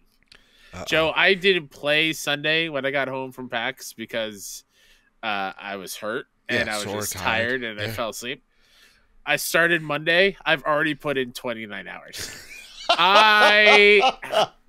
You can say I have a problem, but the only problem is playing a good ass baseball game. My favorite thing is in years past when you connect, right? And you think it's a home run, you think you made good contact. Everything sounded the same. Now they've added levels to the sound the bat and the ball makes when you connect. So if you get a perfect, which is you nailed the ball exactly, the timing is right, perfect. The crack of the bat is so satisfying that I am just constantly playing just to hear that again. Okay. That dopamine rush. Okay. And when it comes to, and I haven't touched Road to the Show yet, franchise, March to October, or the Negro League storylines yet. It's all been Diamond Dynasty, and the amount of content that is in there is absurd. All right. It is absurd, the number of things you can do in this game. It's phenomenal. I'm going to be putting in hundreds of hours again this year. I'm a happy boy. My comfort food is here, and it's delicious. Back of the box quote. What would you put on the back? Back of the box? Yeah. Think about it. Think about it long. Think about it hard. Who? Another out of the park offering. Bam! There you go. That's a tweet I'm going to put up. And please, people in media who review this game, when it comes around Game Awards times, remember this game. Please. For the love of God, they deserve some recognition. Yeah. And I can say that because I put almost 30 hours into the game. All right? Let's do it. Come on. Come on. Do the right thing. All right, Kyle, listen. Are you holding on to something? Yep. It's time to prepare the drop. Here are the latest steals and deals headed to the PlayStation storefront. On March 27th, Case Files, The Death of Paulette Williams on PS4, Match Ventures on PS5, Math Fun on PS4, Quiz This Croatia on Quiz PS5. This Croatia. All right. It sounds like, someone very mad at the whole country of Croatia. Say, hey, quiz this, all right? And then a sock right in the mouth. Bam. Snow Madness on PS4. It's like, where are you on the map? We don't know. A Mediterranean? Question mark. Anyway, a Baltic state? 28 next to Serbia. Anyway, the 29th of March. Pirate Outlaws on PS4. Run Bean. You skipped 28th. MLB The Show on PS5, PS4. Runefall 2 Collector's Edition on PS5. Quiz Time. Man, these motherfuckers love quizzes. Sorry for the cuss. The 29th of March, Pirates Outlaws on PS4. Run Bean Galactic on PS5, PS4. March 30th, Dredge on PS5, PS4. Luna Arc on PS5, PS4. Saga of Sins, PS5 and PS4. Time to get some sinning done. That's the tagline. The Last Worker on PS5, PS4 until the AI takes it all over. Played The Last Worker last year at PAX. Yeah. You are the last warehouse worker at a Amazon-like company with your little robot buddy. Phenomenal voice cast. I'm very excited for this one. Oh, nice. I believe it's also in VR elsewhere. I don't know if it's on PSVR, but at least not yet. Fair enough. Blade Assault. This comes March 31st. Blade Assault on PS5, PS4. Citizen Sleeper. I have no idea what this game is. I've only heard good things. Yeah. Mm-hmm. So I can't wait to see what this game's all about. Hot Wheels Rift Rally on PS5, PS4. And Shikachi Ninja on PS5, PS4. Yes, I butchered it. I apologize. The whole country of Japan. All right. Kyle. Yes, The Last Worker is VR and VR too. Oh, you love to see it. All right. Yeah. Well, that said, it's time for our PlayStation Plus games of April. Meet Your Maker, Day 1. This comes from the Dead by Daylight devs, so go check that out. Sackboy, A Big Adventure. Yes. Play Sackboy. What are you waiting for? And then, last but not least, Tales of Iron. Now, Green Gorilla Gamer writes in, sup, boys? PlayStation Plus games have been announced for the month of April. Meet Your Maker, leading the charge with the Day 1 release. Sackboy, A Big Adventure. Tales of Iron right behind. Stacked month, ? Tales of Iron was my first completed game this year and absolutely loved it. Also, welcome back, Kyle. I just wrapped up all 3 6-1 Indie Packs episodes, and your guys' showcase was clean as So excited for all y'all games that you guys got to show off. They'll make for some fun indie streams. Yeah. Hell yes. Really great games over there. And also great PlayStation Plus games, but also yet again, 6-1 Indie. You guys talk about the blueprint. Question for you, Joe. Yeah. And here's where I see if Joe actually watched. Yeah. Did you walk away with a game that you're excited about from the showcase? That's all I care about. Don't ask me a week after the thing. So here's the thing. I watched the whole way through, and I kept on cheering you guys. I'm like, everybody like this stream. Yes. I understand. I saw it, and I appreciate it. You got to do the damn thing. There was a Soulsborne-like game there that caught my eye if I missed it. You talking about Plushie in the Sky, the weird one? Yes! Fighting with the teddy bear? Yes! I'm like, this is an acid trip, and I'm in for this. Yeah, that's cool. Yeah. Not even an indie dude per se, but to see all the love that y'all put in shows that why you guys are leading the pack when it comes to indie coverage. Appreciate it. Yeah, I know a friend of the show, Greg Miller, reached out and said how impressed he was by you guys, and I don't see how you don't look at that and go, wow, how much money did you guys spend? Thousands of dollars. It was awesome. More like, I don't know, 150 buying the video crew food. There you afterwards. Go. Yeah, I think that's about it. Yeah, it still hasn't fully soaked in, dude, what the showcase was and how I should feel. Yeah, maybe next week it'll hit me or randomly. You crushed it. I thought everybody crushed it. I'm very happy with it. I love it. It already has more views than last year's. Yeah, I'm more curious on if the devs found it successful on their end. Fair enough. So we can keep doing it, Yeah. No, I mean, even like because it's been such an inspiration watching you guys and watching it get made and seeing it a little bit behind the scenes. Oh, Spiritfall. That was the game I like. Because it reminded me of Towerfall a little bit. Not even that. I played it. It's a demo on Steam that you can play. Really? It's Hades meets Smash Brothers. Each stage is a Smash stage. The combat plays like Smash. Yeah. Oh, and Raven's Watch. There you go. That was the other one. Curse of the Dead Gods dev. That was a big one. Yeah. That was exciting. There you go. See, I got this. Oh, Tiny Thor. That was so awesome. Like, it's just the hammer mechanic. Like, yeah. How'd you like the bit? Did it land? Oh, it landed. Me recalling Mjolnir? Mm-hmm. All right, good. I dug it. I was worried that it was too goofy. No, not goofy enough, sir. So yeah, loved it. You guys killed it. And I was thinking midway through, I was like, yeah, I would love to do this for the trophy room. And then just seeing all the extra work afterwards, I was like, yeah, there's no way we could do this. This is way too good. There's no way. There's no way we can even remotely follow up. That was amazing. All right, Kyle. It is time for our favorite segment. It's time for the Sony Pony Express.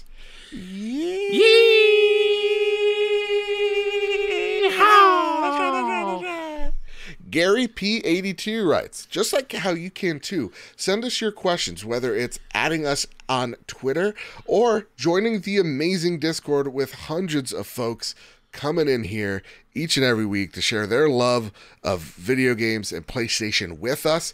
And God knows the dumpster fire Twitter has been So I know people are searching desperately for communities to go find and be a part of, as we don't even know what's happening. I know I've spoken to a lot of creators that have said their engagement mysteriously the last 3 months have been the lowest it's ever been. So, when it comes to finding communities, positive ones especially, it's really hard. So make sure you join the Discord community. You get your answers read. They are the priority. They are the things that I check the most in terms of like getting questions out there. So send them our way. Again, Discord, link in the description. Gary P82 writes, "Hi guys, Sony have put an ad out recently reminding everyone about remote play and how it can be played on multiple devices. Do we think we will see something like Xbox do and allow us to cloud stream games going forward on PlayStation Plus over mobile devices?" So are we going to get like a cloud streaming service, but like an actual one? You know what I mean? Not remote play, but something bigger and broader, more than we've seen from like the Gaikai, stuff. Maybe in about a year and a half. Yeah. I say. I don't think it's soon by any chance. I say yes. I say you'll see something. You'll see something soon, but I think the grand vision of getting to where like Xbox is with like their cloud gaming initiative, I think would be a few years out, like to get it on par. 1000%. Yeah, a few years, absolutely. That's it. Though I still don't want to play games on the cloud. Yeah, I don't either. I don't want to get them on my it's phone. the reason why I don't want to sit here at my computer and play games. I'd rather play on my TV on my couch. Yeah. Was it like an ad for like on TV? No, or on Twitter. There's like, here's remote play. Here's how it works. Interesting. It's weird. Yeah. Very strange. You'll get it soon. In time. Yeah. Enigma writes, "How was PAX East? And did you see any cool indies coming to PlayStation?" Oh boy, did I. Talk about them. Oh my god. Where to even start? Give me 5. Give me 5 games. You always say 5. There's so many. I know. Really quickly, I played the Infernax update. Yeah. The co-op one. Dope. The co-op character is amazing. That one doesn't count. That was just a freebie. Honorable mention. Let's talk about Hell of an Office. Talk to me about this. I've seen it. Everybody talking. Not officially confirmed for coming to PlayStation, but the dev was talking that he wants it everywhere. Okay. We love neon white here. Yeah. It's neon white. But in hell? It is, it is you going through the offices of hell. And every level is a different office theme. That's awesome. And the dev was saying how he really just wanted to make a game where the stapler was a gun.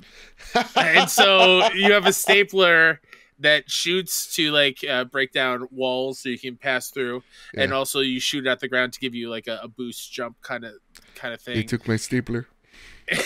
It is super fast pace. It's fun. If you love neon white, you're gonna love this. That's awesome. The interesting thing is though that it's not like a static level. Okay. The entire time the lava is rising.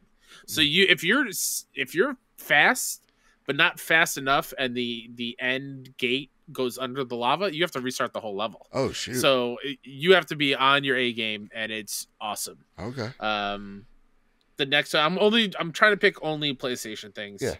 I played another quick shout out. I played Fort Solis, that Troy Baker, Roger Craig Smith game. Yeah. Terrible demo. But I love the vibe. The reason why it was a terrible demo is tell me. I didn't have headphones. Okay. And I was in a secluded room.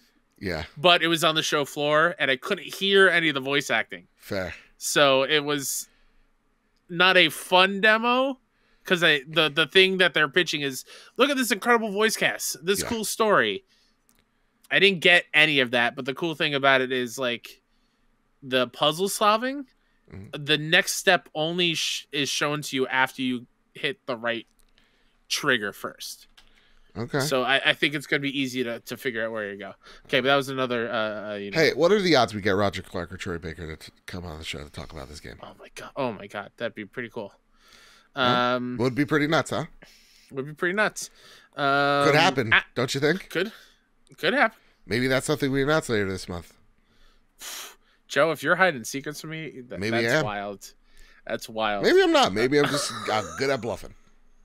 Another game that is coming to PlayStation that was part of their little Twitter indie threads is Animal Well.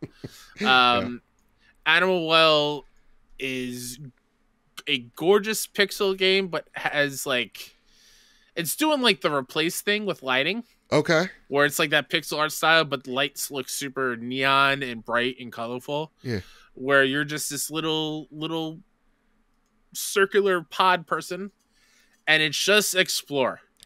And you can go whatever which way and solve puzzles in your own way. And it's got beautiful, weird, ethereal animals and something strange is going on. You don't know why. It's gorgeous. I can't wait for that one. Playing with a lot of purples and deep blues and some greens. I like it. Good palette. I got 4 left. I know I'm cheating, but these are all good ones. One is up your up your alley. Stray Lights. Joe, you love a good parry, right? Oh my God, do I? Yeah. You love a good parry. Every day. This whole game is parrying the game. Oh, okay. It's coming to PlayStation pretty soon-ish. I think June. Okay. All you do in the combat is they have normal attacks, whatever. They don't do a lot of damage. The goal is to become like a parry master, where you have to match the colors of your enemies by hitting the shoulder buttons. Right now, there was only red and blue, and purple was like the attack that you have to dodge.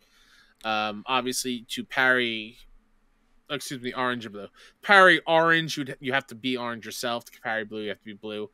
And by parrying is how you heal yourself, and also how you build up the meter at the bottom to a point where you can hit a button to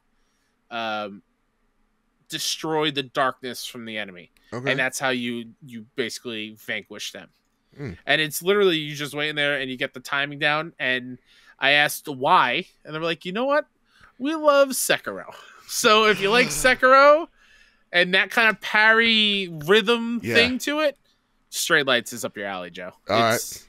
I think you're going to like it. You say Straight Lights? Strayed. S-T-R-A-Y-E-D.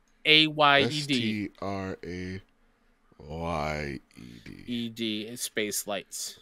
Okay. Looking this up. I thought you said up your alley. I was like, what is this?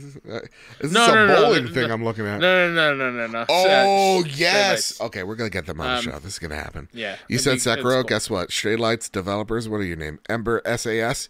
You're coming. You're going to be on the show. You're going to talk about this game.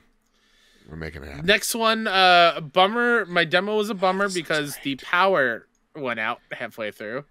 So PAX, if you're lucky enough to get Meta, on Thursday, you have an hour where you're the only people that are on the show floor. Yeah. You get to play whatever you want. My goal for that hour was to go play Pacific Drive, which is that roguelike car game that's coming to PlayStation where it's weird anomalies in the Pacific Northwest. You talk about how Resident Evil does the DualSense right. I'm telling you right now, Pacific Drive DualSense is next level.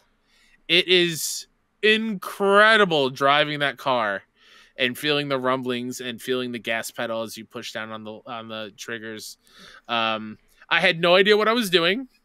Full disclosure, they kind of just throw you in there. Sure. The one thing that I thought was a bit of a bummer, you have the map of the area in the passenger seat, and the only way to see it as you drive is to rotate your camera down to it. So you have to take your eyes off the road, and it takes some getting used to, for sure. But they have these weird, like, amoeba alien things that just are out in the world. And, like, you know those sticky goo hand things that you throw against the wall? Yes. And they stick? That is literally what they're trying to do with the car. They're trying to stick you and bring you in. And you have to maneuver and go off-road and get out of the way of these pillars of stone that come out of the ground randomly. It's so intriguing and interesting. I'm so in. But like I said, 15 minutes, the whole booth lost power. And this was 10 minutes before the show floor opened. So I was like, you know what? You have bigger issues to deal with. I won't ask any questions. I'll come back later. Yeah. I never made it back because the booth was constantly packed, which is a good thing. Good. Pacific Drive, I can't wait to play. The next big one, I played Mina the Hollower, Joe. And?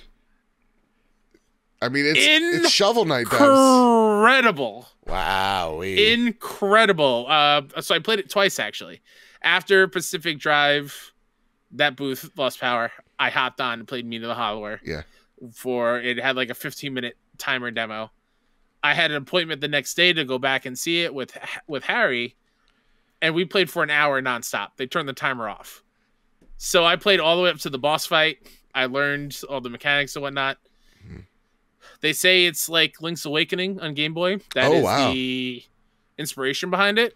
I don't have history with that, but let me tell you. This game looks incredible. Let me tell you, this game is incredible, Joe. This is an easy 90-plus game. Yeah? I'm telling you right now. Well, it sounds amazing. The Xbox Drive has it on their Fancy League.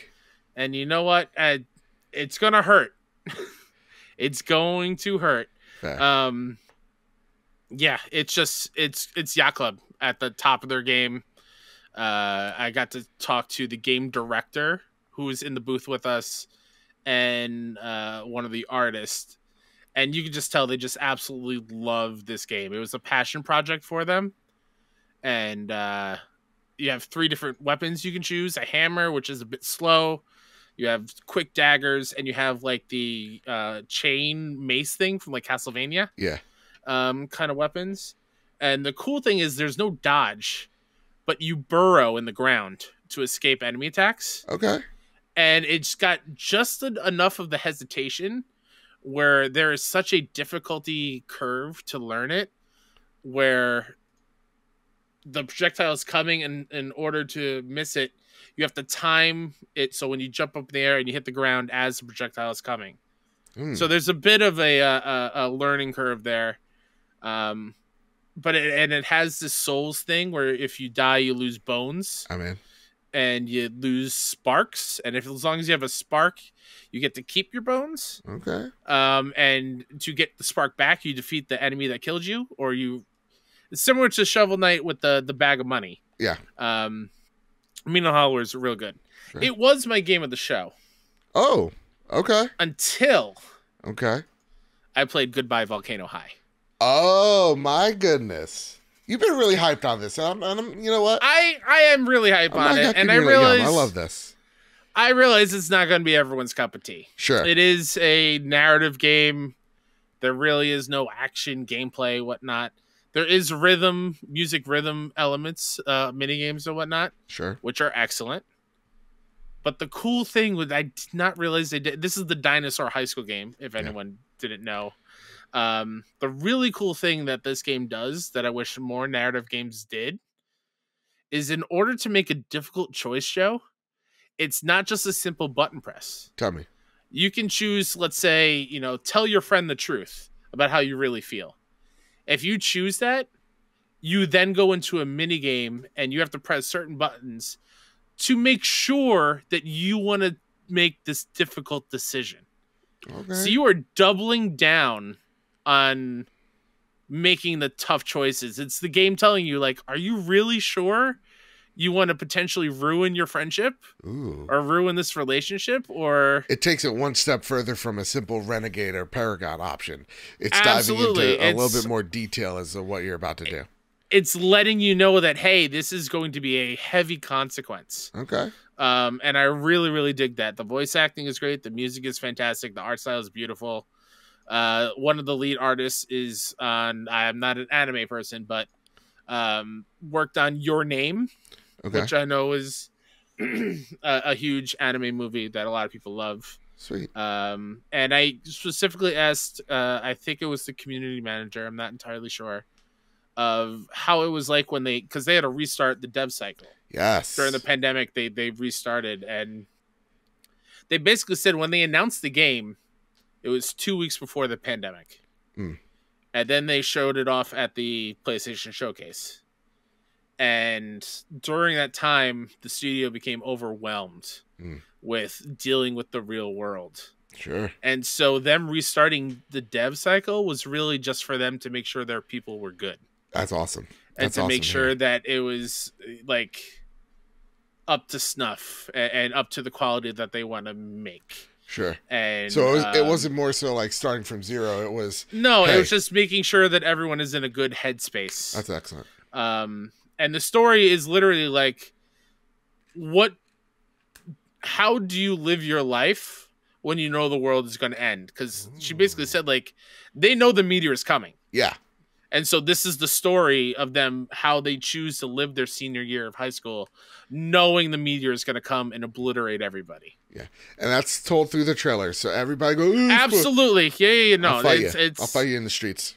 It's out there. Right. And it's awesome. It's very well represented in the queer community as well. The main character is non-binary. Cool. There's a lot of queer representation that people who played really, really dig and love that they're being represented. It is it's pretty damn good, and I'm excited. It's coming out in June.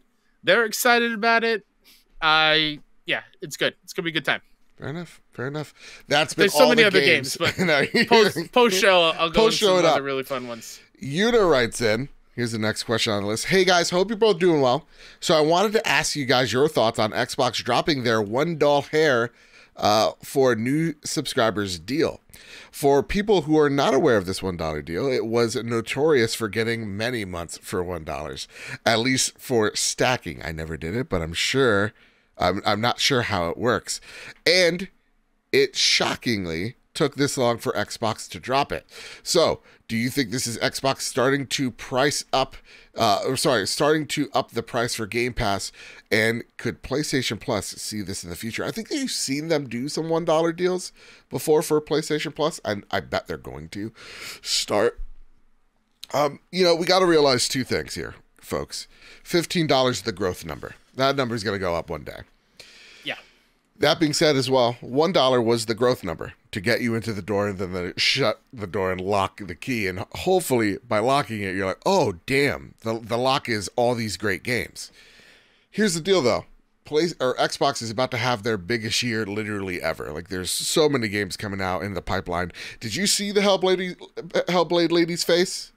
Holy, that looks good. How dare they show that during the indie showcase? Damn How dare good. they? Damn good it looks. But like, you got Redfall, you got Starfield, you got Forza coming out this year. These are three massive games, especially Starfield. So you're going to lock people into that $15 tier. They're not letting you just, listen, this is not a Ruby Tuesdays where you see the Jello, you see the salad bar, and you're like, I'm going for it. No, this is them saying, hey, this is it now. We're getting real with this subscription price. It is what it is. It's $15. And we're gonna get that $15 out of you when Starfield comes out. That's what I'm reading into it. What about you, Kyle? Yeah, I echo everything you just said. Fair enough. It's. I don't think they ever wanted that to stay around for too long. Yeah, they're obviously seeing on their end that less and less people are using that as an entry point, and they're just already in it. Dude, the moment, just take it away. I mean, just think about it. It's also a good sign when that deal's going through. You're gonna have Diablo. You're gonna have like Call of Duty. Like you're gonna have Call of Duty. Why have people just test out the waters for $1? Yeah, kill the deal while the news is slow and just get it out of the way. So then when the big games come out, people are locking in. So yeah, that's what my thinks are. What I'm thinking is. Whatever. Words. That's what my thinks are? I'm editing that out so that you say it. No, that's amazing. I love it. It is 1:30 in the morning. Greg VK49 writes, what's your most anticipated game for 2024 and onwards? Ooh. Bruh. I don't know what I'm going to have for breakfast tomorrow. You're telling me about next year, Greg. I got an easy one. Go for it.